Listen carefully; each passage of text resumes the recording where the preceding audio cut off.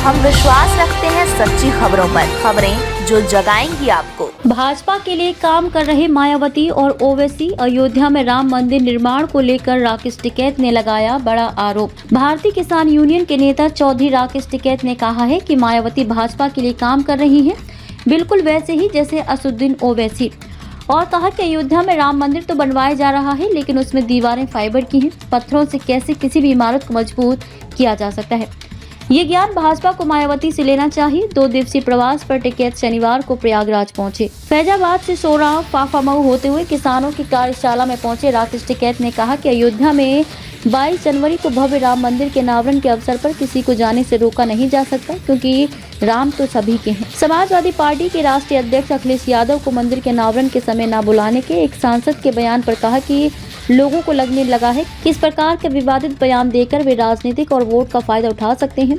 राम मंदिर को लेकर योगी सरकार पर कसा तंज। योगी सरकार पर तंज कसते हुए कहा कि अयोध्या में नकली विकास हो रहा है, दिखावा ज्यादा है और फर्जीवाड़ा हो रहा है। आगामी लोकसभा चुनाव में किसानों की भूमिका के सवाल पर टिकैत ने कहा कि भाजपा वाले फिर से फर्जीवाड़ा करेंगे। किसान तो केवल अधिकार के लिए आंदोलन करना जानता है और वही करेगा भी। आगामी प्रधानमंत्री के रूप में किसे देखना चाहेंगे, इस सवाल पर राकेश टिकैत का जवाब गोलमोल रहा और कहा कि जिसका काम अच्छा होगा किसान उसी को वोट देंगे। हालांकि किसानों की हालत यूपी और बिहार समेत अन्य राज्यों में खराब बताते हुए कहा कि अन्नदाताओं की जमीनें अधिग्रहण में जा रही हैं। किसानों को कर्ज पर कर्ज देकर उनकी जमीनें हथियाने की योजना है।